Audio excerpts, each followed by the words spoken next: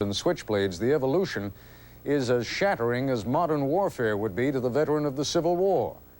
Drugs and the battle over distribution rights is one reason for the change. There is a recklessness in today's gang wars that make even the prohibition battles of the 1920s pale by comparison. There were, in those days at least, and by the direction of crime bosses, some ground rules. Civilian deaths were to be avoided. You tried not to kill law enforcement officers. It is worse, of course, in some places than others. Among the worst of all is Los Angeles. 414, switch to 5. We'll be in the area, clean 40. Roger, I just want to make sure we have the house secured and I'll make an entry. Right now, this community is in a state of siege, too many guns on the street, and they have to be suppressed. Put your head down, what are you looking at? Put your head down! Gangs have taken over. They run it, and they run it through fear. There are 70,000 gang members in Los Angeles County. Out of that, perhaps about 10,000 are hardcore. Hardcore means that they'll kill you as soon as look at you. The hardcore gang member, he's a sociopath. He's an individual that you can't do anything with. He has no conscience, nothing except to make money through the sale of narcotics. They're out there dealing dope, so they're fighting over that. They're fighting over territory. They're fighting over virtually anything. Whose graffiti goes on this wall? Whose neighborhood is that? Long-time wars that have been going on over things that people can't even remember anymore. Most of them that are doing these things are kids that do not feel that they are worth anything. If you didn't play basketball or football, there's nothing to do but go home and shoot dice and get high or get drunk. But now with cocaine, you have something, a way to make money. And with cocaine, the ugliest person in the world with a second-grade education is the king, as long as he has cocaine. They drop out of school. We don't do anything to bring them back into school. They go on the streets. They see others making a great deal of money, either in drugs or prostitution or a whole variety of criminal activities, and they say, that's the way to go for me.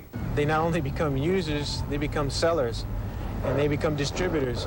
And they now are involved so heavily, it's just a total marriage. You know, people say crime doesn't pay, but it's worth it in a sense. If you can make, say, $15,000, $16,000 in one day, you just have to be smart about it or use your sense. A kid is not going to go to junior high school every day and flip hamburgers at Mickey D's when he can stand on a corner and make anywhere from $100 to $300 a day selling rock. Where do you live, Foot? 80th. Put your hands down. Where? Go there. I stopped this kid maybe twice a week, every week for 4 weeks. He was in a known narcotic location. I watched him do a deal down the street, but by the time I got there, I could find no narcotics, so needless to say, I couldn't arrest him. But every time during the search, I'd find $600 or $700 on his pocket, every single time. When they kill someone, they display a really remarkable lack of care or concern about that. Just no big thing. You know, they laugh and joke and what the hell. Life's, you know, the old saying, life's cheap. And life is cheap. I'll tell you, it's very cheap. It's damn near free, you know, in some parts of the city. I feel like a prisoner on the streets. I mean, I feel like I got to watch my back or beware of somebody trying to take my money or pull a gun on me or something. People are scared to walk the streets. They're scared to sit on their porch. They can't even enjoy being at home by themselves.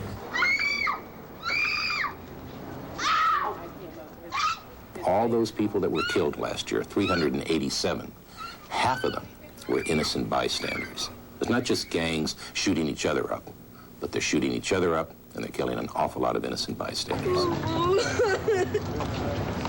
In my opinion, you and I can be standing out talking, just talking, and a car is subject to drive by and blow us away. And out of all the hundreds of people that was there, he was the only one that got shot. And not shot and hurt, but shot and killed. This isn't West Side Story. This isn't a bunch of kids going around with zip guns. It's a bunch of sociopathic killers who have Uzi machine guns and MAC-10 machine guns. They don't have the Saturday night specials anymore. I mean, they've got the Rolls Royce of the weapons now, some fully automatic jobs, so forth and so on. In many cases, in many of these gangs, their involvement in narcotics and the sophisticated way in which they're distributing dope, my view is that we're looking at budding organized crime, no question about it. They are as effective as any organized gang or mafia, as you want to call it, I would say. I would say they're probably more effective. We have a war. We are going to be successful. Whatever it takes, we will do it. The police chief has put 1,000 additional police officers on the streets. I'm sure it's made a dent, but even with the police chief riding around in the car, they were still shooting and killing each other out there. If we can break the narcotic gang connection, if we can really break up the organized aspects of the gangs, disassemble them, make it a one-on-one situation where they're not very organized, I think we can do a great deal in reducing the violence. There's an incredible lack of real appreciation for the level of violence that these people are capable of. We've got a lot of anger out there, and we can point the fingers, but we've got kids that have grown up accustomed to this type of life, and now it's just coming to a head. They can catch you, but they can't stop you. It only slows you down. Just slows you down.